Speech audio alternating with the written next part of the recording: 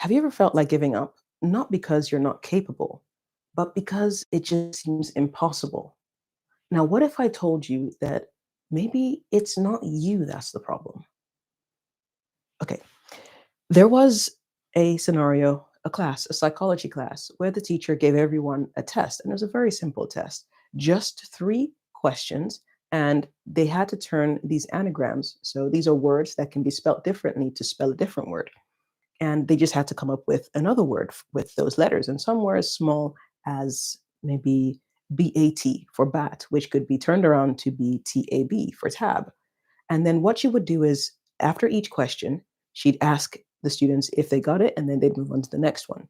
So after the first question, half the class raised their hands, and the other half just kept looking. They didn't know how to solve the question. The second question, she did the same thing. She asked again, did people get the right answer? Half the class raised their hands, the other half didn't. And then the third one, she asked the same question again. Half the class raised their hands, the other half didn't. And then she asked the other half of people, it seemed like it was one side of the room that wasn't quite getting it. How did they feel? They felt frustrated. They basically, many of them had given up. Even by the time they got to the third one, they didn't bother trying because if the first two weren't working, it was supposed to be simple, and the other half of the class weren't getting it. Well, what were the chances that they would get it? However, in doing so, she then revealed something. Half the class was given a very easy test. So the ones that were simple as BAT or other simple words, whereas the other class were given impossible tasks, so impossible anagrams. And so they couldn't find an answer. But what was interesting was that the third question was actually the same for both sides. But what they found was those who had gotten the first and the second wrong or were not able to find an answer didn't even bother trying for the third. That, my friends, is what we call learned helplessness. And basically, it's a situation where you you stop trying to do something because you feel like because it hasn't worked before, maybe it's not going to work again. And so you don't even bother trying. Even in situations where you could have actually gotten stuff done, you end up not even giving any attempt at it because you're afraid that it's not going to work out. Now, let me shift to something that really hit home for me with this.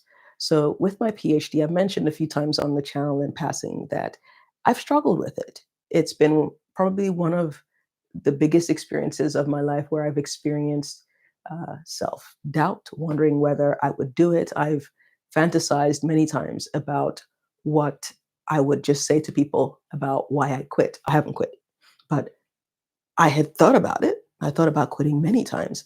And that's because it's just been harder than I thought and expected. And I've had a few setbacks such that I thought, oh, maybe it's not going to work out. Maybe I'm not cut out to do this. And maybe I should be spending my time doing something else, something easier, something I find more fun, even though I know in the long run this will be very rewarding. And it's very easy to sink into that. There were many times where I was just like, oh, okay, and I just decided, let me just take a break for a while. But I came across this video of this psychology teacher and her class and what I just described to you. And it made me realize, all right, you have been down that spiral. You have actually experienced learned helplessness. So this is a situation where you feel like you can't make any steps, you can't progress because you failed before. And it's a debilitating sort of feeling. But the good news is that it can be overcome. The first thing is to be aware of the situation. So be aware that this learned helplessness situation is happening. And there are a few ways you can figure out for yourself whether you are sort of falling down into that spiral. I'll tell you a few. So one of them is just recognizing that you hear yourself saying, "Oh, what's the point? I've tried everything. I'm just not good at this. People like me don't get this anyway." When you find yourself saying words like that, alarm bells should be ringing because it's possibly a sign that you are going down this learned helplessness route, but you can come out of it. The next thing would be to actually reframe past failures. What do I mean by that? Somebody I was watching the other day talked about identities in a sense. So if something fails, is it the project that failed or is it you that failed? Sometimes we internalize it and say, it's me that failed, or I'm the failure, or I'm the one who's not good at it. But actually, it's not you that failed. It's the project that it didn't succeed. It's that task that didn't get the results you wanted. You have to separate yourself. So separate yourself, your identity from the project outcome. That's very, very important in order to be able to move forward in a situation like this.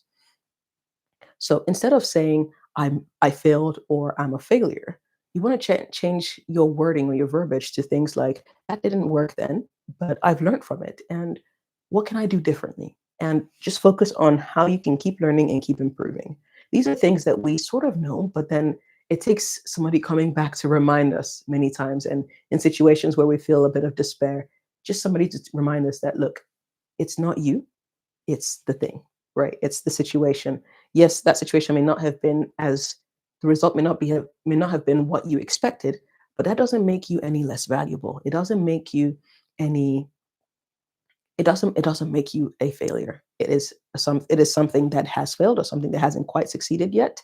Yet is also a key word, but it does not reflect you as a person. I hope that makes sense.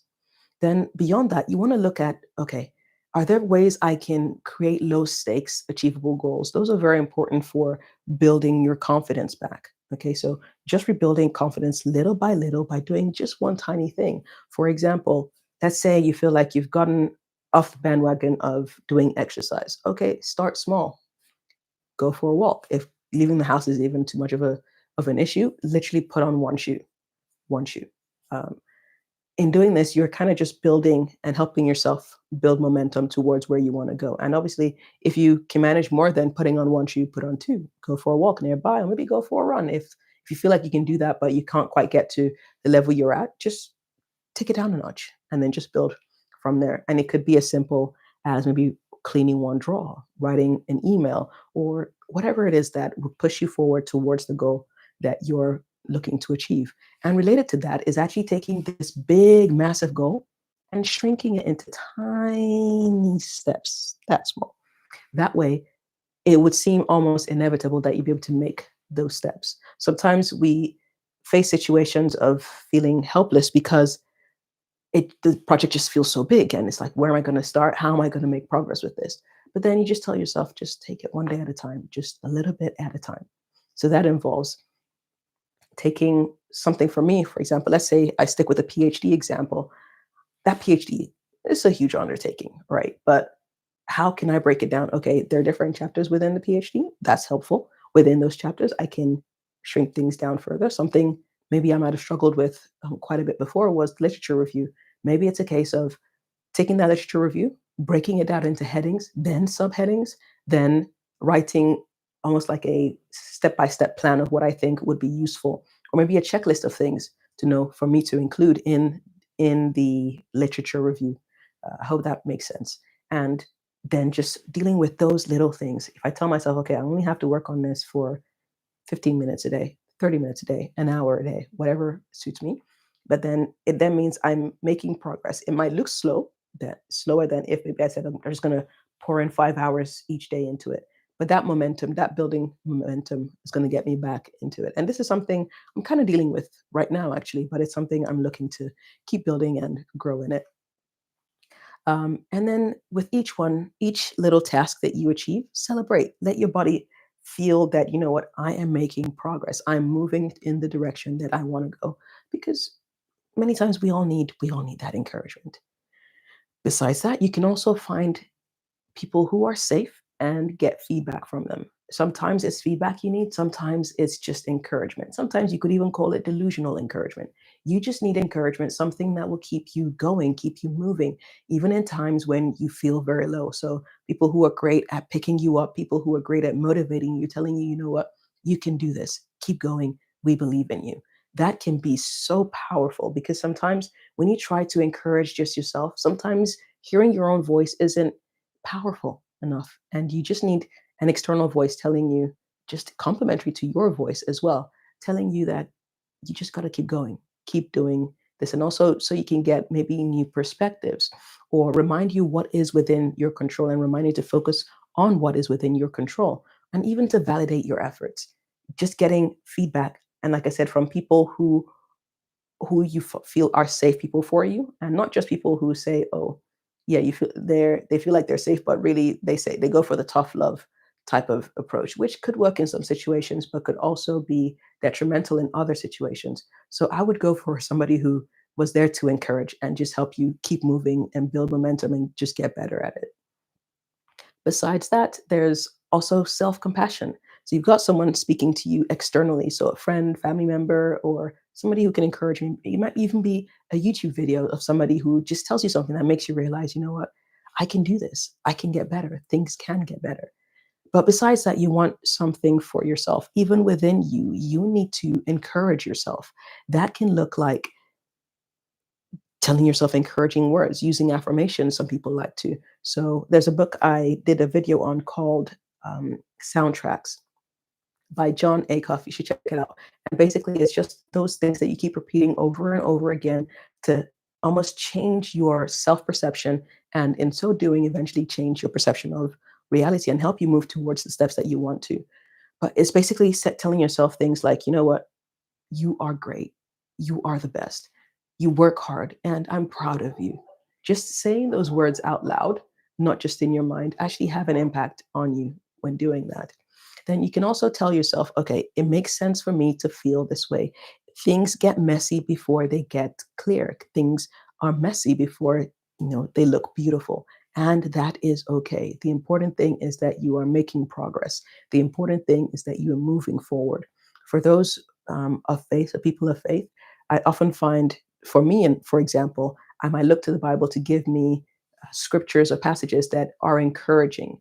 Things like I'm fearfully and wonderfully made. Just things to keep me not going down that spiral, but also giving me an alternative view to remind me that I am better than this situation. I am not a failure. This situation will only make me better, not make me sink.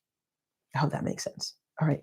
If you're getting value from this video, go ahead and hit that like button and put something in the comments like, yes, this makes sense, just so that I know you've gotten this far in this video and it does make sense to you. All right, let's keep moving. So besides that, one thing that could also help is visualizing future success.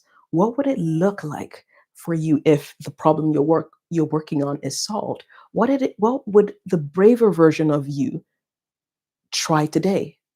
If you were very brave, what actions would you take? Just visualizing that and imagining that can also help just to build you up psychologically as well, to feel uh, a bit more brave, a bit stronger, a bit more confident that you can actually work towards the things that you want to achieve.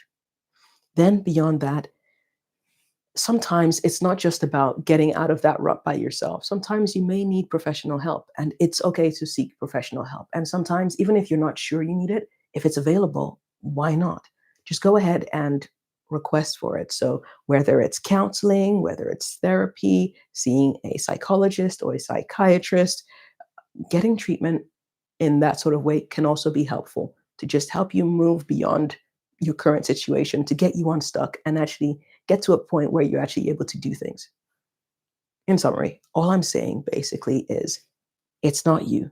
It might be the situation around you, and that's okay. The important thing is not to sink into it, but then realize that actually it might just be learned behavior that I need to unlearn and to keep myself moving, because eventually this too shall pass. And if I keep sticking at it and trying to improve and learning all these things as I'm going along, I'll actually be a better human being as a result. But also, I'm more likely to get a solution if I keep going. All right, I hope this video helped you. Go ahead and hit that like button, subscribe if you haven't subscribed, and even more importantly, if you feel this message is going to encourage somebody else, please go ahead and share it with them. That would just be so heartwarming for me to know that I not only said something that was able to touch you, but also touch a friend of yours who just needs that pick me up at this time. All right. In the meantime, go ahead and check out another video that's going to appear somewhere on your screen. I think you might find that interesting. All right. I'll catch you in the next one. Take care.